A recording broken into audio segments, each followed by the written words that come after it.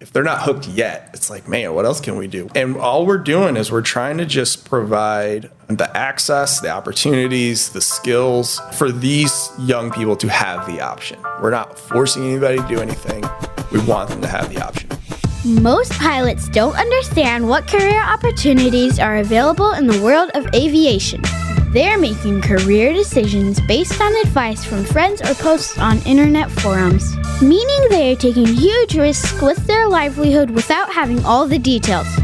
This podcast was created to help you understand the aviation industry so you can find your dream job. Let's get ready for Pushback. Here's your host and my dad, Nick Fialka. Here we are. You found us. It is Ready for Pushback, and I'm your host, Nick Fialka.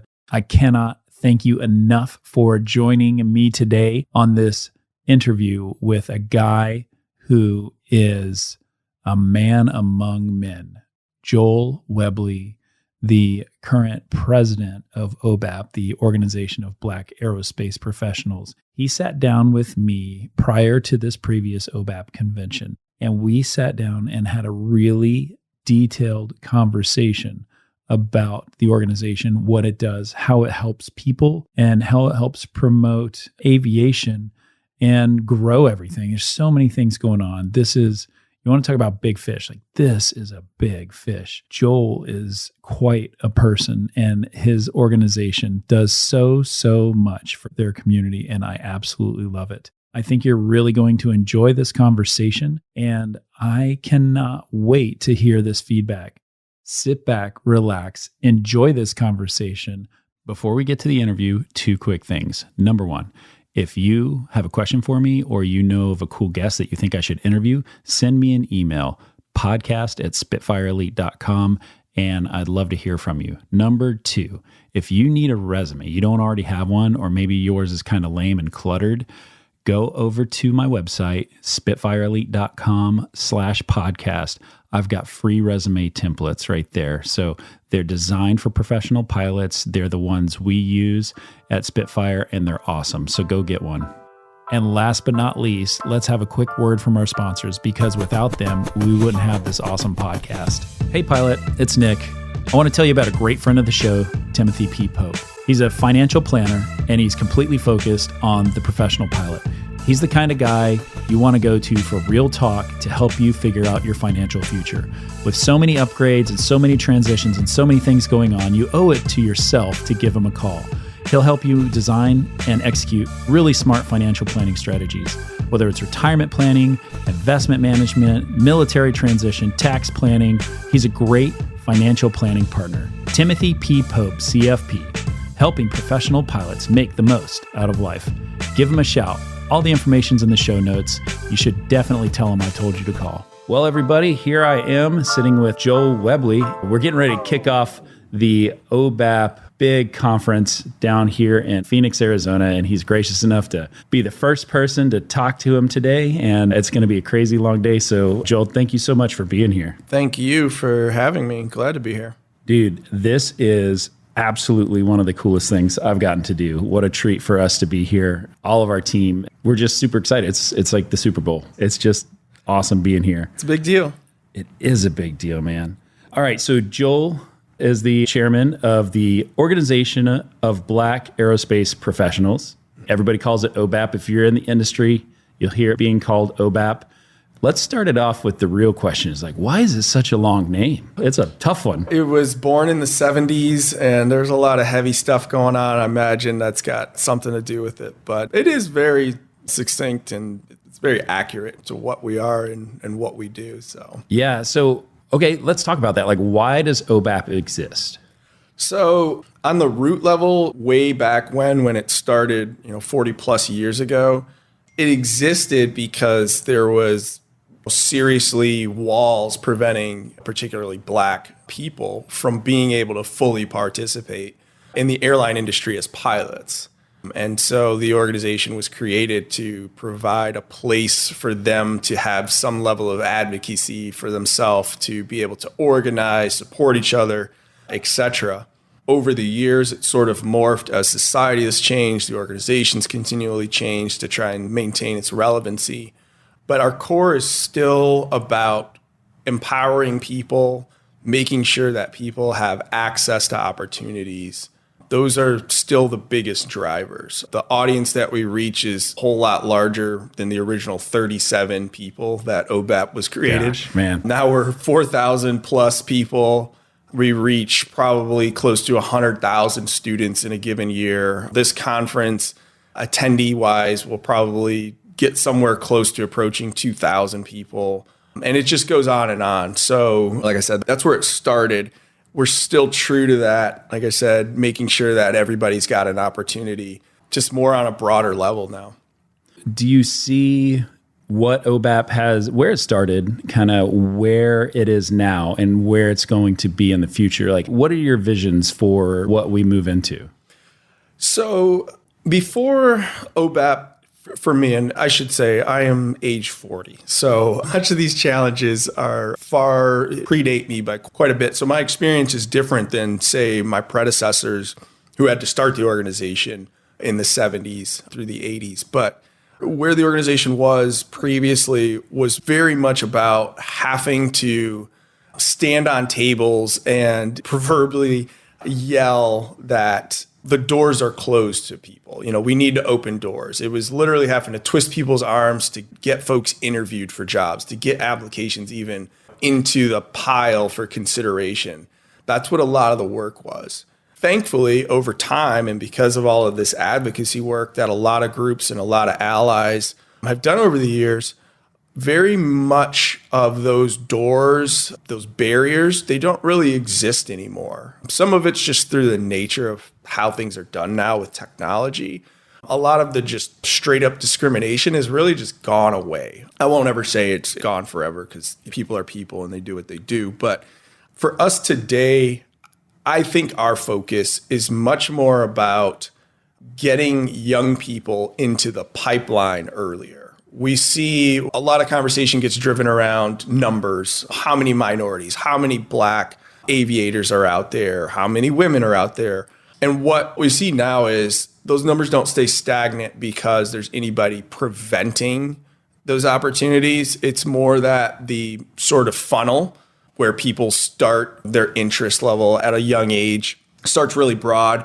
And then over time, people fall to the wayside. Our job is to make that funnel as big as possible. It's to find those students younger, find more of those students, go to more communities and get them interested and keep them interested. And that's how we drive more participation. So you got your flying experience through the Air Force. I actually flew civilian before. I started flying when I was 16. Got my private pilot basically right when I finished high school, and then flew in college, flight instructed, and then I joined the military. And then you crushed flight school. That's awesome. I mean, so I went through, I had never been in a plane before like when I showed up at Whiting Field in Pensacola, like, let's go. What are you doing? I was holding on to the back of the plane for the first, 3 years I was in aviation. Yeah. But what you did is super expensive, right? Yeah. Like going through the civilian pipeline, getting the degree. Student loans. I mean, we've got, who's here? University of North Dakota's here. Mm-hmm. We've got Western Michigan University. And I don't want to miss anybody. Sorry, y'all. But it's not cheap. No. I mean, you're walking out of there with a couple $100,000 worth of debt, and you're 25 years old with 200,000. I mean, you could have bought a McLaren, right? That's true. Never put it that way. Okay. And then we go to underrepresented communities. Who's got $200,000, right? Walk me from exposure, right, to like, oh, look at these airplanes. Oh, and you can't afford it. Something you just said is really perfect, because for some communities, it probably in the minds of young people is more realistic that they could get a McLaren than it is that they could actually become an aerospace professional. 1,000%. And that's the challenge. That's that awareness piece that I was talking about earlier, is we got to reach them just to let them know that this is an option, that this is an actual real thing that could be a part of their life. That's where our initial focus is. So we go out, like, walk me through kind of the 30,000 foot view of like an OBAP process. And then I want to kind of drill down on. Yeah. So first off, OBAP is the leading workforce development organization in the aerospace industry. Nobody else is doing quite as a holistic approach is what OBAP's doing. And our workforce development model essentially starts roughly around the middle school age student with just putting professionals in schools. We have a program called APIS, which does school visits, just like any other. APIS is an acronym? APIS is an acronym. I was trying to avoid all of them for you guys. But so it's we're pilots. Aerospace Professionals in Schools is what APIS stands for. That's the initial awareness piece. That's the one that we try to reach 50, 80, 100,000 students, just getting the word out. So you've got guys and gals going to schools that are just kind of like on a nationwide tour. Absolutely. They just pick up the phone and talk to the principal, like talk to us. We flex. We have a network of schools that we've worked with, literally hundreds of them. So we've got relationships that exist. We've got thousands of members across the country that regularly come up to leadership and say things like, hey, I know this school in this area and I'm neighbors with the principal. What do I need to do in order to go do a school visit? And so our leadership team and our staff, we just try to build the resources and the tools to be able to make that an easy thing for folks, right? Because we get like a lot of people, they might want to go visit a school, but they don't really know, like, okay, what's the script? Like, do I bring like, I don't know, pamphlets? Like what, right. Are there stickers? Like, what am I doing? So we try to make that easy for them and think of all of that stuff. So all they have to do is just show up and kind of follow the program. Okay. So that's APIS. That's the big piece of the funnel, right? We just try and get as many students. Doesn't matter what color, what anything. We just want young people to know that aerospace is a real thing that they could be doing. Now you say aerospace. I mean, are we completely focused on the pilot route? Are we looking at? No, that's why we say aerospace. So OBAP used to be the Organization of Black Airline Pilots. And probably now, I don't know, it might have even been almost 15 years ago, we changed the name to Aerospace There was some guy that was a drone guy and he was offended. Yeah, probably. Probably some non-flyer. But no, seriously, yeah. In the industry, there's probably for every one pilot job, there's probably 20 or 25 non-flying jobs. Absolutely. Right? And those are still jobs that are really important to the community, really important to national security to fill. And they're life-changing roles. Absolutely. You know? So yeah, we focus on everything. It's a big ship and the inertia definitely still floats towards pilots, but we're trying to make every effort that we can to broaden that because the industry's changing, right? Yeah, and it's a big evolution. I mean, our friend Amelia, who's part of our team, she's a Navy helicopter pilot, rolled into the drone community and is now kind of flexing around. That community is going to explode. Oh, yeah. And that's going to be a huge part, I think, of where there is growth for anybody to really like find their way into an industry. Yeah. And that's all the STEM stuff, right? Oh, yeah. Absolutely. I mean, it's going to skew towards computer science. The further time plots along, man. We might someday see an OBAP that's got more computer science folks than there are actual pilots. Listen, to all you nerds, like I'm super thankful to be in my position now because like there's no way I could compete. I couldn't start over. No. Gosh. No, I'll be driving a bus. Probably self-driving bus. I do drive a bus. Oh, man. But yeah, so that's APIS. The next sort of stepping stone on the pathway, if you will, is ACE, which is Aerospace Career Education, is your typical summer camp. We call them academies. And that's just an opportunity for students to get really hands-on, right? APIS is kind of passive. Students are just sitting there in the assembly listening to some professional come in. But ACE is the hands-on stuff. Those last about a week. They're typically a week-long program. Students fly aircraft. We've done maintenance ACE programs that were focused around getting students interested in the maintenance professions within aerospace. They go to class, they're on college campuses, they listen to guest speakers, they get to take tours of, I remember a tour that I went to was Duncan Aviation in Battle Creek, Michigan. They do aircraft completion for business jets. And I remember as a 16-year-old, it was incredible seeing all these trades. Unreal. Carpenters, people that do leather work, interior designers, engineers. I mean, you name it. They were doing this stuff. Again, that's the whole aerospace professional. You don't have to be a pilot to get into this world. There's so much. So anyway, so that's ACE is kind of the next stepping. So step one is engagement with the students, like getting them, hey, you can be a pilot. Building awareness. All of you. Come on, like let's get down, let's chat about it, let's do some question and answer.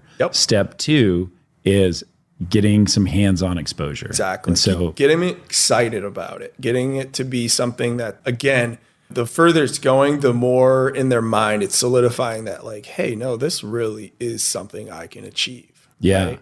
So I'm from the middle of nowhere in North Carolina. Do these happen all over the states? All over.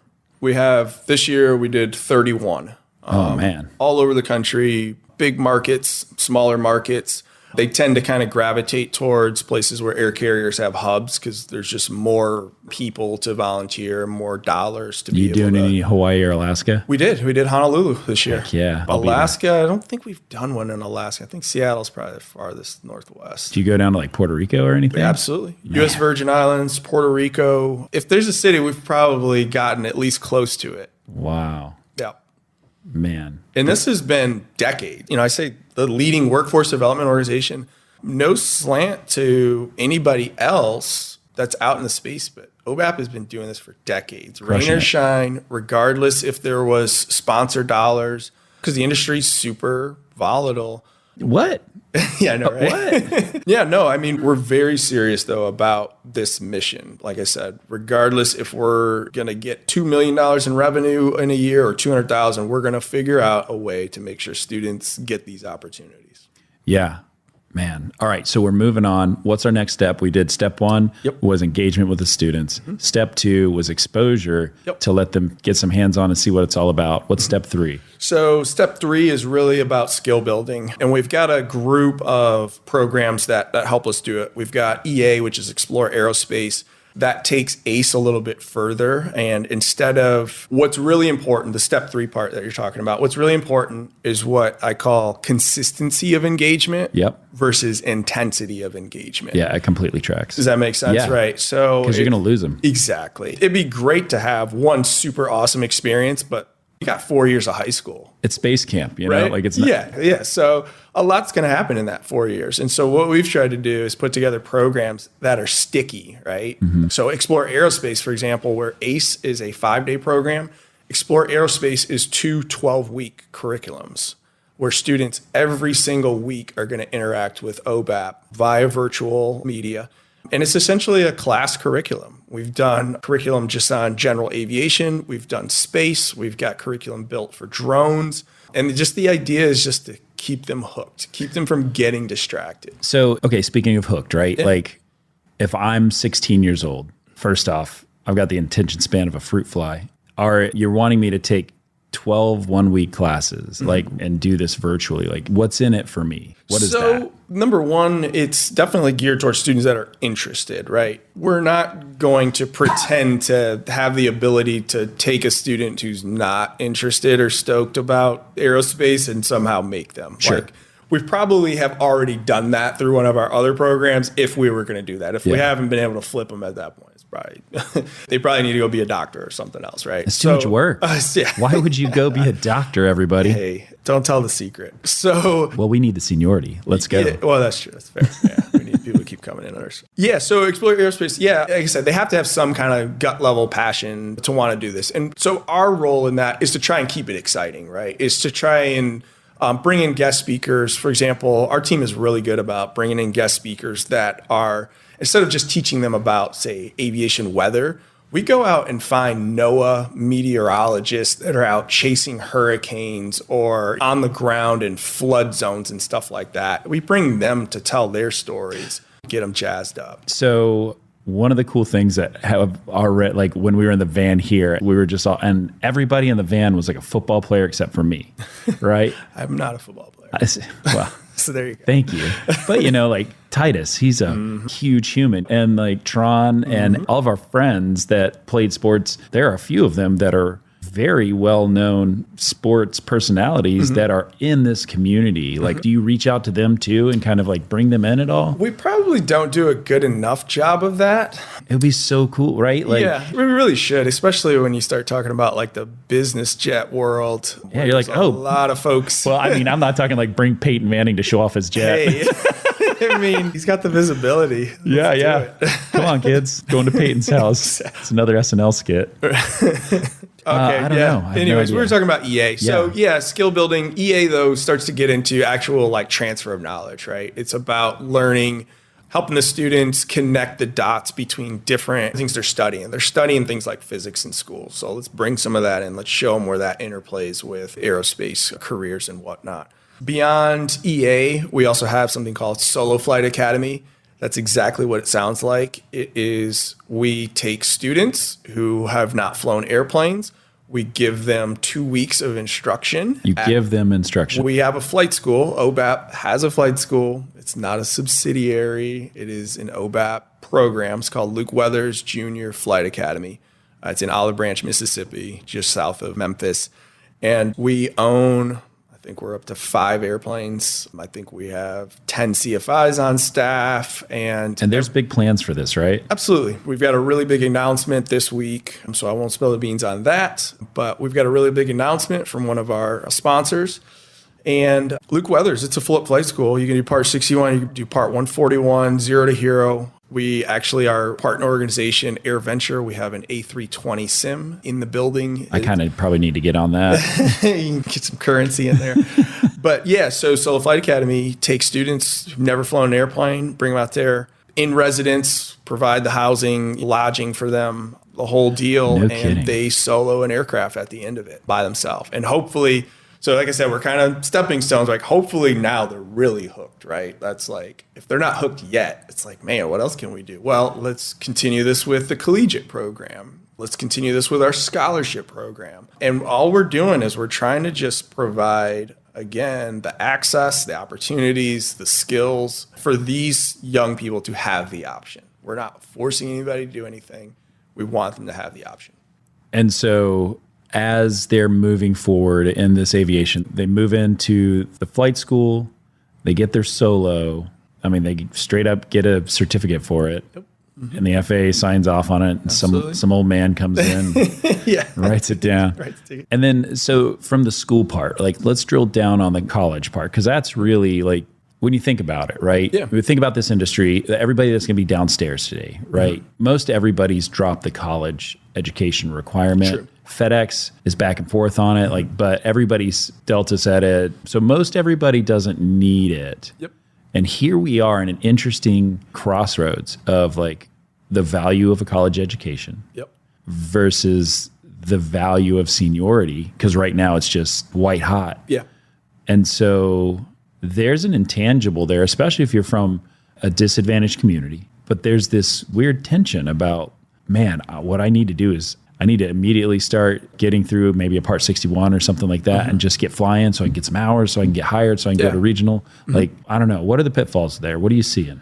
So I'll tell you our perspective at OBAP. And one of the things that we are, I don't want to call it an experiment, because I mean, we've definitely put serious resources behind it, but we are trying to prove through our Luke Weathers Junior Flight Academy, we are trying to prove that we can start this whole pipeline process of creating new airline pilots or any kind of pilots really as early as age 16. So for example, we've got a partnership with Shelby County Schools, which is the large school system in Memphis area. And through our partnership with those high schools, we're actually taking high school students, bringing them to Luke Weathers Junior's Flight Academy and starting them on the pipeline, private, instrument, commercial, CFI, double I. And the goal is to prove that through support from partner organizations, through donations and things like that, we can actually produce pilots, restricted ATP, age 21, and have them with 1,200 hours. Like, without the college piece. Not that the college piece isn't important, but our focus is on the workforce development aspect of it. So another thing that we're into is really trying to explore the benefit of community colleges. For every 4-year college, there's probably 3 or 4 community colleges. 1,000%. Right? And it's such a the 2-year degree programs tend to be very skill focused to make sure students are walking out of those buildings with marketable skills, whether it's being an HVAC technician or getting a 2-year degree in aviation, all right, to help meet some of the criteria at different employers and whatnot. So we're trying to explore all the avenues because, as you said, disadvantaged communities, 4-year program's not necessarily the thing for everybody, right? And so we're trying to explore the other avenues. I'll touch one more point on this. something that's like hugely important when it comes to students, especially when you start talking about the collegiate environment or post-secondary education environment, is the support network. The students that we're trying to reach, a lot of them, not all, but a good portion of the ones that have the most difficulty, pulling them out of whatever existing support network that they have in their local, whether it's their family or whatever, and then saying, okay, travel 2 hours away from here, go to this university where you don't know anybody. And oh, by the way, you're also going to fly airplanes, which is something that is essentially foreign to you. And don't drink all the beer you're surrounded with. And don't get distracted. And oh, by the way, you have to understand how all of these things work, even though you're, say, first generation student to go to a university. You've got no roadmap. Hopefully we've helped them develop one. But the point is by keeping things local, we can also keep students closer to their natural support network, which hopefully results in better efficacy of them being able to graduate and successfully complete whatever program that they're in. Yeah. So, it's a big process. Getting to where we are at major airlines, we're not spring chickens. But what's crazy is there are 23, 24, 25-year-olds that are all day long getting hired on and moving in and finding that spot where they fit. Yeah. And I feel like we need to kind of caution people of like, your dream may not be going to some major. My dream is not your dream, is not their dream. And so getting the exposure out there, right, to see and to experience those things, like that builds your interest, right? I walked downstairs, UPS had a drone in there. This little quad, it was awesome. Awesome, yeah. Let's talk about that. Well, I'll tell you one thing. Even though I was studying aviation when I was in college, when I did my 4-year degree, Western, I went to an OBAP conference in Seattle.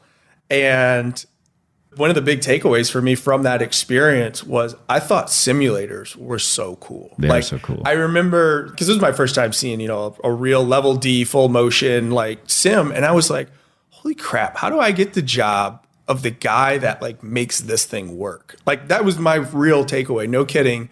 How do I get that job? And that's one of the cool things about aerospace, right? Exactly what you're saying. Like, it's not all about pilots. There's so much cool stuff. Even if you start out thinking you want to be a pilot, you might find out working in something like a dispatch cell is really awesome or whatever it is. Yeah, that's the key is like this industry needs all the different pieces to make it work, right? Absolutely. Whether you're at a cargo airline and you like, I was talking to a guy the other day, he flies for SkyWest. He's been throwing boxes for FedEx for 18 months. Wow. Just to see what it's like. Oh, really? Yeah.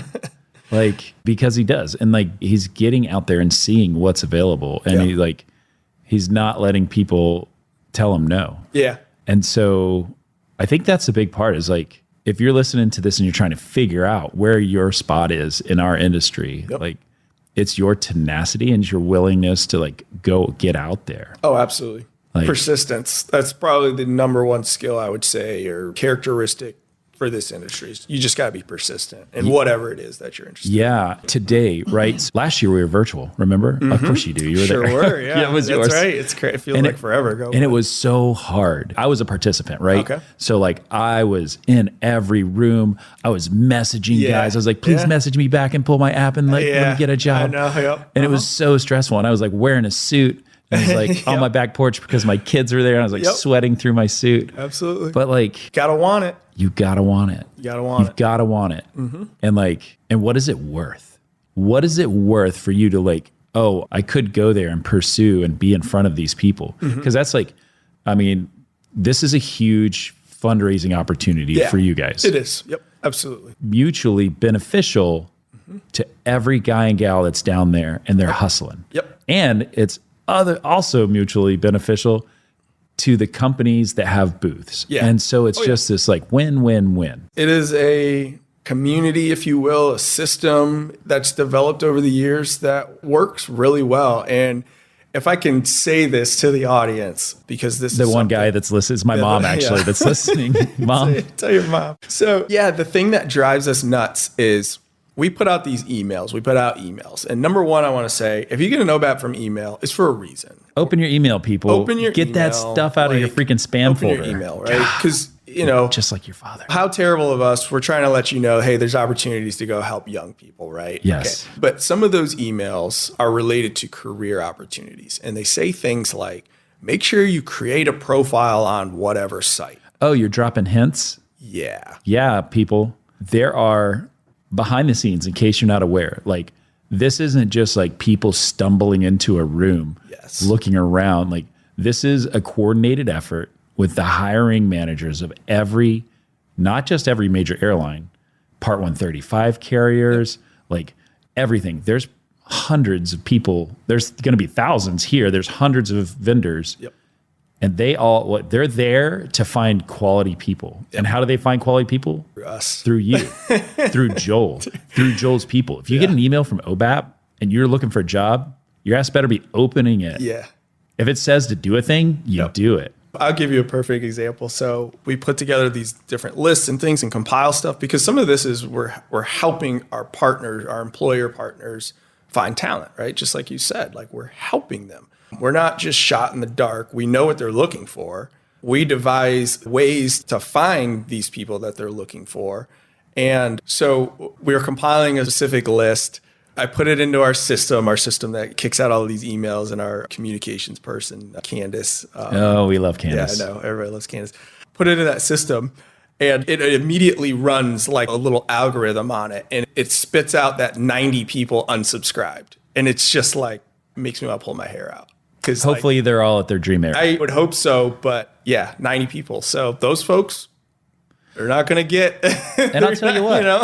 All right, for those of you, like, by the time this comes out, OBAP's over, and it was a great experience, and like everybody got. But it's always going. It's always going. Machine's always running. It is always running. Yep. So, your challenge to you, listener, like if you're moving and you're looking, like if you went, you came here and hung out with me, and you hung out with Joel, like figure out a way to give back. Exactly.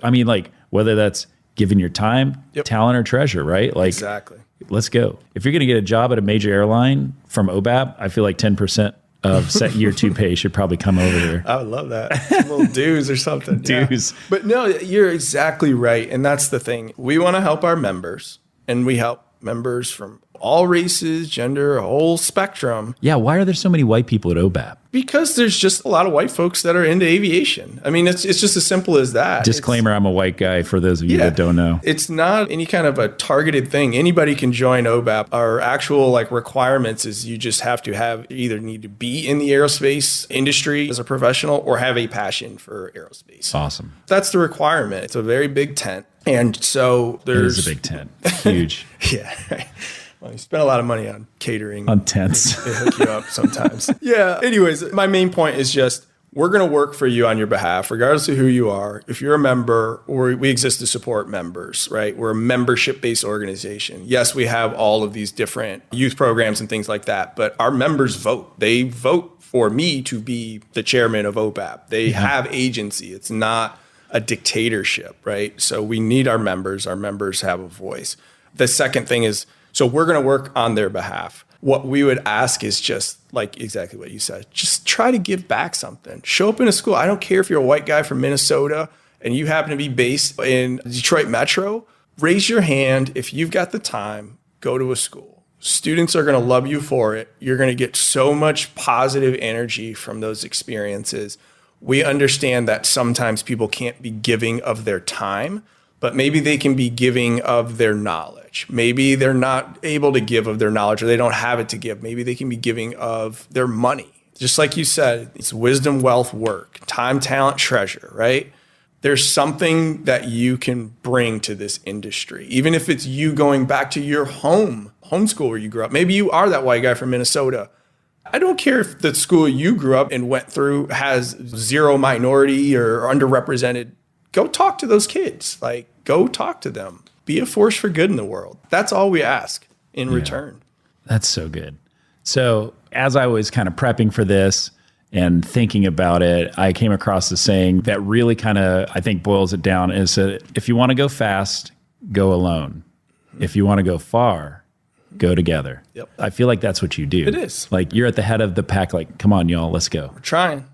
Absolutely. We're trying. It takes a lot of people to make stuff happen. For example, OBAP, because I get these questions a lot about kind of, I'm a white guy, like what does OBAP have to do with me, or where do I fall into the mix? And OBAP wouldn't be where it's at. I wouldn't be where I'm at if it was not for allyship. right? If it wasn't for people of different backgrounds advocating and saying, no, like, that's a good dude. Like, we need that good dude on our team, right? And that's why that's why I emphasize it's not just about race per se. It's about making your mark on the world and being a force for good in whatever it is that you influence. Yeah, you're so right. That's so good. Thank you, first off. Yeah. I have a couple last questions. Let's do it. We'll ask, but we'll take a quick break and I'll ask my last few questions of Joel. All right, Joel, here we go. So, question number 1, if you could change one thing about your journey so far, what would that be? Ooh, that is a tough one. I'm pretty happy with my journey, and I'm not trying to dodge your question, but I always tell people my one superpower is that I listen to people that are smarter than me. So I've never had all the answers, and I guess maybe that's kind of my thing. I would never talk if that were the case. I've never had all the answers, but I did listen to good advice. I did listen to people when they said, hey, Joel, you should check this out, or hey, Joel, this might be for you. So I don't know. If I had to change something, I probably would have got smart on money earlier in life. That's probably my big thing. It has nothing to do with my career. 100%, but it's so important. It is really important because, like it or not, your financial situation, even if it doesn't translate to tangible experiences, the house you live in or those types of things, it's going to have an emotional impact on Absolutely. you. It'll either be a stressor or it'll be something that helps you relieve stress, right? Or give you the ability to relieve stress. So I think that's the biggest thing is I would have gotten smart on money like as an 18-year-old. Yeah, for sure. I mean, like I took a family of 6 on a trip down a regional airline path for 4.5 years. Man, good on you. And we walked out of that Good on you. with 0 credit card debt. That's awesome. And the lights only went out twice. That's amazing. Getting to the point, budgeting, being smart with money, how to make it work for you. Because if you are a slave to that, it's going to wreck you professionally. It's going to wreck you personally. You and your spouse, like Exactly. Number 1 cause of divorce. Absolutely. And you don't need that. Like, get that shit out of here, man. Like, get good at it. Find somebody that is. Don't give them all your money. Yeah. Yeah. But like, that is so good because especially when you're from an underrepresented community, you never have money. Yeah. And what do? You go buy a McLaren, right? Yeah, you buy a McLaren. That's it. It all comes back. Look at the Brits. Gosh, man, we could talk about that for another hour. Yeah. The one thing, the little blurb that I always tell people is you want to put yourself in a position where you can wait for the job you want instead of having to take the job you need. Yeah, for sure. If you're pushing toward the airlines and you want to get that, that's a lot of years of like working part-time at Domino's. Yeah. I mean, it really is, y'all. You better have some kind of side hustle. Yeah. Or have 9 roommates. Those are your 2 choices. Yep. Yeah. Buddy of mine who's very successful, he slept on the little mattress at the ramp. He flew for a small cargo outfit, flying shorts 360s, and slept on a little mattress in the corner room of some ramp office, flying cargo at night. And now where he's at is pretty impressive. Yeah. I couldn't afford a hotel. So instead, I would sleep on the floor in the crew room in Miami. Like it was, people would walk in and be like, why is there a homeless dude on the floor in a pilot uniform? All right. So it's Saturday. There's nothing going on. You've got nothing to do. Your phone stopped working. Wow. And you have the day off. What is the best thing you can do? Well, okay. Are my kids It's up home? to you. Do you want them home? No. Go to grandma's. If my kids are home, then it's not 110 degrees out in Memphis where we live, and we're out going to the playground. The kids are home. If the kids are not home, I probably, I wouldn't mind getting into like a video game or something. And just, Yeah, just closing the door and kind of escaping the world for a little bit. Are you like a Wii guy that's like doing weird arm movements? No, not a wee guy. No, but now as a dad of a 2-year-old and a 4-year-old and OBAP, and I'm still in the military. And there's we make great choices. Day kids. job. Yeah. When I'm on a layover, I'm not a slam clicker, but I'm probably trying to catch up on sleep and just catch up on some Netflix. I know. Gosh, dude, thank you. Hey, this is so thank you. Good. This is awesome. We got to do this again. I hope so. I'm happy to say I've got a new friend, and I'm just pleased as can be to be able to spend time with Joe Webley. OBAP.org. check us out. OBAP.org, yeah. It's spelled the way it sounds. Yeah, can't screw that. Pilot proof, right? Yeah, it's pilot proof. Hit us up, y'all. Thank you. You're awesome, Joel. Take care. All right. Hey, before you jump out of here and go on to the next podcast, can I ask a big favor? Would you mind going over to your app that you're listening to this podcast on and give me a review? Give me a 5-star review if you love it. Give me a 1-star review if it totally sucks. Put a comment in there, something that is helpful. It helps me. It helps get the word out there. It helps people find the podcast, and that's super cool. If you don't do that, maybe you could just share the podcast with a friend. Tell a buddy who's trying to figure it out, trying to sort out this pilot dream of theirs and get a little bit further. That is super awesome as well. Last, if you don't do either of those two things, how about this? Find a way today to make yourself 1% better. Do that thing that you've been putting off. Put your foot forward, make movement, get yourself going, get that inertia that you need to succeed in this industry. So that's your choice. Leave a review, tell a friend, or make yourself better. Either way, it's all a good choice. And I'm super stoked you're listening, and I will see you on the next episode. The statements made on this show are my own opinions and do not reflect, nor are they under any direction from my employer.